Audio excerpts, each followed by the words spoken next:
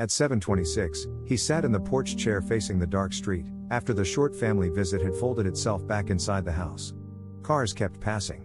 A dog barked once. Somewhere behind him, in his parents' kitchen, a cabinet closed with the old soft thud he had known longer than most things. The grocery bag stayed on the floor near his shoes. He had meant to carry it in. He had meant to check his phone, answer one message from work, remember what his grandson had asked before dinner. But for a moment he only looked at the bag, the paper handles leaning open, and felt something arrive late. Not the groceries. The meaning of them. Years ago, someone had brought things home without saying much. Milk. Bread. Bananas with a few green edges. Ordinary proof that care had entered the house before anyone named it. The porch had the kind of quiet that was never completely quiet. A sedan moved past with its headlights low against the curb. Someone across the street pulled a trash bin back toward the side of the house. A screen door opened 2 homes down, then closed again, and the sound traveled farther than it should have in the evening air. Inside, the family visit was still leaving traces. There were cups near the sink. A paper napkin had fallen beside one of the kitchen chairs. The smell of warmed food still held near the doorway, mixed with dish soap and the faint sweetness of something his mother had set out because people were coming over. She had always done that. Even now, older and slower, she still moved through a visit as if a table could speak for her. He had noticed it, but only after the noise lowered. During dinner, his phone had buzzed twice against his thigh. A message from the team. A question about a release window. Something small, probably, but small things at work had a way of arriving dressed as emergencies. He had read the first line under the table and then turned the screen down. His grandson had been telling a story at the time. Something about a school project, a glue stick that would not open, a drawing that looked like a building but was supposed to be a robot. Everyone had laughed gently, not because the story was especially funny, but because the child was proud and bright and still young enough to speak in loops. The engineer in him had kept one part of his mind arranged around the message. The grandfather in him had tried to stay at the table.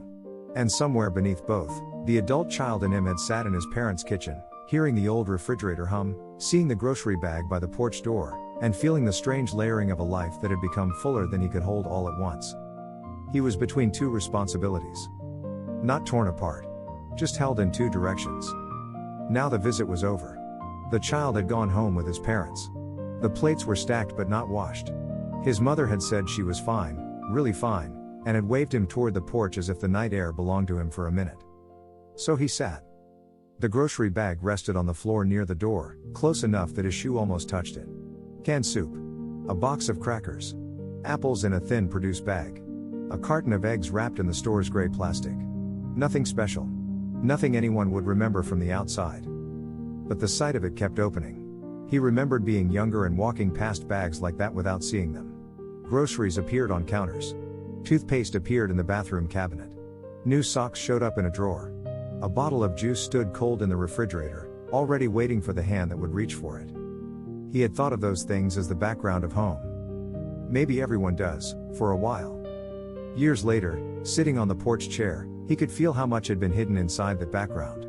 The choosing. The carrying. The checking of prices. The turning back down and all because someone liked one brand better. The quiet remembering of what was almost gone. A car passed, and for a second the grocery bag changed shape in the headlights. The paper looked softer. More worn. As if it had been carried across more years than one evening could explain. He leaned back in the chair and listened to the house behind him. The kitchen light was still on. His mother was probably moving slowly from counter to sink, not asking for help because asking had never come easily to her. He could hear the small drag of a chair leg. Then water. Then the pause before the water ran again. He had written thousands of lines of code in his life. He had fixed systems that broke at midnight. He had learned how to name problems, track errors, build something stable from tiny exact pieces. But some things had waited outside that kind of knowing. Some things only became clear after years of being received. The grocery bag did not accuse him. It did not make the past heavy. It only sat there, simple and full, while the street kept moving and the house kept its quiet witness. He reached down and touched one of the paper handles. Not to lift it yet. Only to feel the weight that had been there all along. He stayed with his hand on the paper handle longer than he expected. The bag made a small sound under his fingers, a dry crinkle that seemed too ordinary to hold anything. It was the kind of sound people forget while they are living inside it. Paper bending. Plastic shifting. An apple rolling slightly against a can. The small evidence of someone having gone out into the world and come back with what the house might need. He had made the stop after work without thinking much about it. The grocery store had been bright and a little cold. The kind of place where everyone moved through their own list, half present, basket against hip, keys in hand, phone balanced between shoulder and ear. He had stood in front of the crackers longer than necessary because his mother liked the plain kind, but sometimes said the low salt ones tasted like cardboard. He had bought both. At the register, the cashier had asked if he wanted paper or plastic. He had said paper before he remembered that the handles sometimes tore. Then he had carried the bag to the car, set it on the passenger side floor, and driven through the early evening with work still running in one part of his mind. All of that had felt like an errand. Now it felt like a sentence he was only beginning to hear. The porch boards held a faint warmth from the day. Under the chair, a little dust had gathered in the corners where nobody looked closely. This was not the part of the house anyone took pictures of. Not the birthday table. Not the front steps with everyone smiling. Not the kitchen when a pie was cooling or the living room when the children were on the floor with wrapping paper around them. This was the side space. The chair facing the street. The bag on the floor. The mail still loose in his other hand because he had picked it up on the way in and never sorted it. A bill. A grocery flyer. One envelope with his mother's name printed in a careful blue font. He held it all without purpose, the way a person holds things when his mind has gone somewhere slower than his hands. He thought about how many evenings his father must have come home like this. Not exactly like this. His father had not worked in software. He had not carried a laptop or worried about servers or a screen full of unread messages. But he had come home with the weight of the outside still on him. He had brought in bags. He had sorted mail. He had checked if the porch light was working. He had stepped over toys, answered questions, and set down whatever he was carrying before anyone thought to ask what it had cost him to carry it. At the time, it had all seemed plain. That was the strange part. Care had been everywhere, and because it was everywhere, it had become almost invisible. It was in the milk in the refrigerator. It was in the gas in the car. It was in the clean towel hanging in the bathroom. It was in the way someone remembered that the porch steps got slick after rain. No one announced it. The street kept moving in front of him, as if nothing in the world had changed. A pickup slowed at the corner. A neighbor's porch light clicked on. The sky had gone almost dark, but not fully. There was still a little blue caught above the roofs, the last bit of evening staying longer than expected. He looked toward the window. Inside, he could see only a reflection of the porch and a blurred square of kitchen light. His mother's shape passed once behind the glass, small and familiar. She moved carefully now. Slower than before. Not fragile exactly, but more deliberate, as though each room required a little agreement from her body before she crossed it. He felt the old reflex rise in him. He should go in. He should lift the bag. He should answer the message. He should sort the mail. He should ask if she wanted him to take the trash out before he left. The list came easily. But beneath it, something softer stayed. Not a command. Not a plan. Just the sight of the grocery bag on the porch floor, carrying more than soup and crackers and eggs. It carried the years when he had been loved in ways too practical to notice. It carried all the small arrivals that had made home feel steady before he understood steadiness had a human body behind it. The paper handle bent under his thumb. He let go. For once, he did not rush to make the feeling useful. He sat with it as the household sounds lowered behind him, and the dark street kept taking people wherever they were going. The bag waited. So did he. Inside the house, the kitchen faucet stopped. The quiet after it had its own shape. It was not empty. It held the little sounds that came once people had stopped trying to be together loudly. A drawer closing. A dish being placed where it belonged. The floor giving a faint sound under one careful step. He knew that kitchen in layers. He knew the newer cabinet pulls his sister had chosen a few summers ago. He knew the old place on the counter where the coffee maker had always sat, though a different machine was there now. He knew the window over the sink, the narrow sill, the small ceramic dish where rubber bands and bread ties somehow kept gathering. It was still his parents' kitchen, even with changes. That was the comfort of it. Not that everything stayed the same. It had not. His father's jacket was no longer on the chair by the back door. The calendar was smaller now. The room held fewer voices on ordinary nights.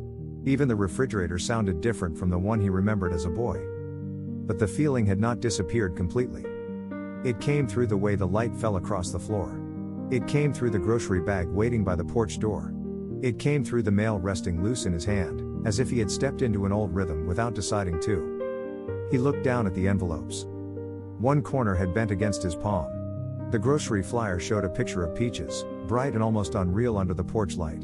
He remembered his mother circling sales in flyers like that, sitting at the kitchen table with a pen from the bank or the dentist's office.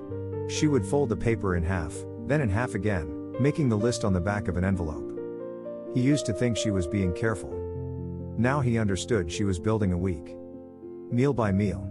Dollar by dollar. Child by child. The understanding did not come like a sudden ache. It came more quietly than that. It settled beside him. It made room for itself without asking him to call it anything.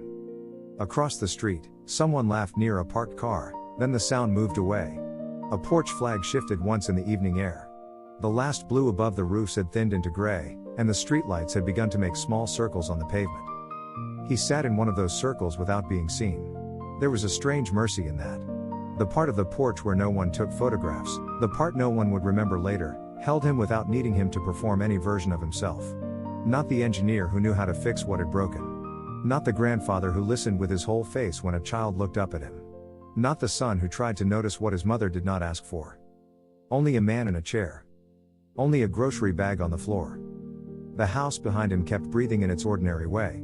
Somewhere, the refrigerator motor clicked on. The sound ran through the wall and reached him faintly, almost like the house clearing its throat. Then came the soft scrape of something on the counter. He could go in soon. But soon did not have to mean now. For years, he had moved quickly through care.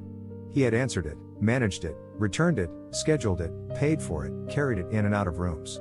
He had become good at being useful. Sometimes useful was the easiest way to love without standing still long enough to feel the size of it. This evening did not ask for much. The bag did not need to be lifted yet. The mail did not need to be sorted in that exact breath. The work message could stay where it was, glowing somewhere in the dark pocket of his jacket, not forgotten, only not first. He let his hand rest open on his knee. The paper handle had left a faint red line across one finger. A small mark. Nothing important. But he noticed it the way he might have missed it years ago, when the evening was only something to get through on the way to the next task. His mother's care had often looked like this too. A mark on the hand. A receipt folded small. A bag set down before anyone saw who had carried it. The gratitude that came to him now was late, but it was not too late to sit beside. It did not repair every hurried visit. It did not give back all the unnoticed years. It simply warmed one small place in the present, enough for him to breathe there. He looked at the bag again. Then he listened to the kitchen. He finally stood, but slowly. The chair gave a small creak behind him, the kind of sound that seemed to belong to that porch more than to the chair itself. He gathered the mail in one hand and the grocery bag in the other, though he did not lift the bag all the way at first. The handles tightened around his fingers, and the weight came up from the floor with a plain, honest pull. Eggs. Apples. Soup. Crackers. A little care had weighed. He stepped toward the front door and paused there, with the bag brushing against his leg. Through the glass, the kitchen looked warmer than the porch. Not bright, exactly. Just lived in. The overhead light touched the counter, the sink, the backs of two chairs pushed in crookedly after dinner. His mother was not in sight now. Maybe she had gone down the hallway. Maybe she was resting for a minute in the living room, leaving the last dishes until later. The house held her absence the way familiar houses do, without making it feel empty. A room can know someone has just been there. A towel over the oven handle. A spoon in the sink. A folded dishcloth near the faucet. He held the mail loosely at the door. For a moment, he did not enter. It surprised him, how much of life could gather at a threshold. The street behind him, still moving. The kitchen ahead of him, still warm. Work waiting somewhere on his phone. His grandson already home by now, maybe getting into pajamas, maybe still talking about the robot drawing that looked like a building. His mother somewhere inside, moving more slowly than she used to. And him, standing between all of it. He used to think being present meant choosing one thing cleanly. Being at work. Being at home. Being a son. Being a father. Being a grandfather. As if a life could be divided into neat rooms, each door closed behind the last. But the porch did not divide anything. It only held the crossing. The bag in his hand came from the store after work. The mail came from the box at the end of the walk. The house came from childhood, and also from this exact evening. The kitchen ahead of him was old and present at once. The sound of the street was not an interruption. It was part of the room now, part of the quiet comfort of coming back to what was actually here. He shifted the bag to his other hand. The paper handle pressed into his skin again, and he thought of his father's hands. Not clearly. Not in a single memory with a date and a reason. More like pieces returning without asking to be arranged. A hand pulling a receipt from a shirt pocket. A hand opening a stubborn jar. A hand resting on the steering wheel in the driveway after a long day, before the engine stopped ticking. Care had been quiet in those hands. His own hands looked older now too. There were faint lines near the knuckles. A small mark from the grocery bag. A thin place on one fingernail where he had caught it on a laptop case earlier that week. Hands that had typed code, carried children, tightened screws, picked up prescriptions, lifted bags, opened doors. He looked down at them without making a story. Then he opened the door. Warm air came from inside, carrying the smell of the kitchen in its low evening way. Dish soap.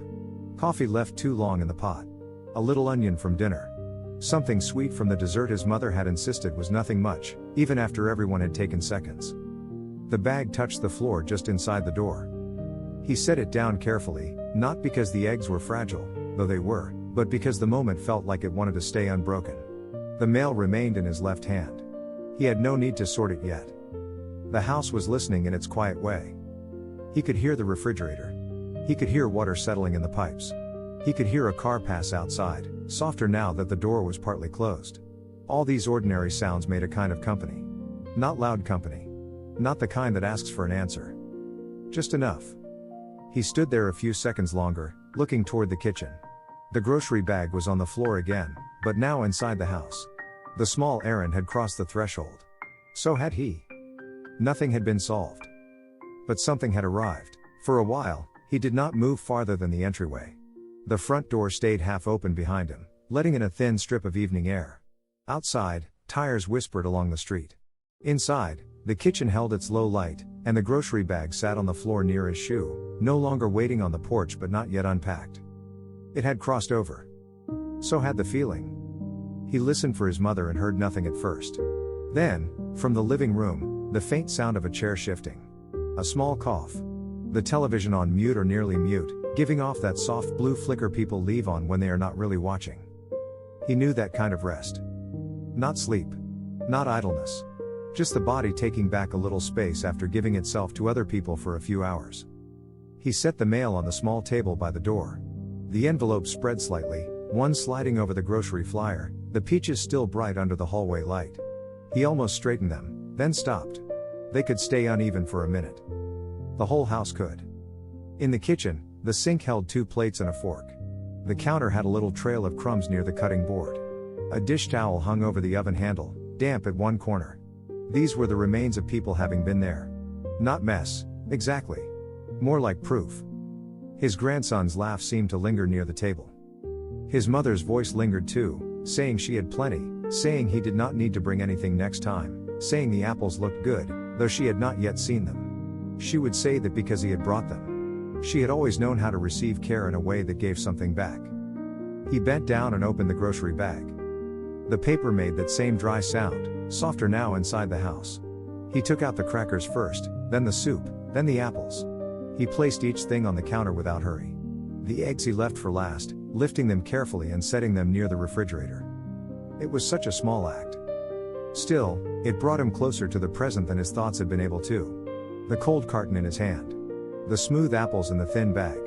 The cabinet door opening. The familiar shelf where his mother kept the crackers, though she always said she did not snack much. He smiled a little at that. Not because it was funny. Because it was hers. The phone in his jacket buzzed once, then stopped. He felt it, but he did not reach for it. The message could sit in the dark a little longer. Work would still be there. The problem would still have edges. Someone would still need an answer. But here, in this kitchen, there was a can of soup to put away. There was a bag to fold flat. There was a porch behind him and a quiet room ahead of him and the faint sense that he had been walking through this moment for years without knowing it. He folded the grocery bag along its creases and placed it beside the recycling. His father used to save bags like that. His mother still did. They became lunch bags, trash liners, covers for something damp in the car. Nothing was only one thing in this house. Everything was used, then used again, then tucked somewhere until it was needed. He stood with his hand on the counter. For a second, he felt very tired. Not a heavy tiredness. Not the kind that needed to be explained. More like the quiet settling that comes when a person finally stops holding his life at arm's length. He was a grandfather now. He was still a son. He was still someone people depended on. And under all of that, he was still the child who had once opened a refrigerator and found what he needed there. The kitchen did not ask him to choose. It simply let all of it be true. From the living room, his mother called his name gently. Not worried. Just checking where he was. He answered, "I'm here." And because the house was quiet, because the bag had been emptied, because the street outside kept moving without needing him to follow it, the words sounded fuller than he meant them to. "I'm here." For once, that was enough to say. Later, after the apples were in the drawer and the soup had found its shelf, he walked back to the front door. The porch was darker now. The chair faced the street the same way, empty and patient. A car passed, then another, their lights moving across the railing and disappearing beyond the neighbor's maple tree. He stood with one hand on the doorframe. Behind him, his mother's kitchen had gone almost quiet. The grocery bag lay folded near the recycling, flattened along its old creases, ready to become something else another day. That felt familiar. A life used again. A kindness understood later. A room still holding what people had carried into it. From the living room, his mother shifted in her chair. Outside, the street kept moving. He did not need the moment to stay. It had already reached him. The door remained open a little longer, and he stayed there, present enough.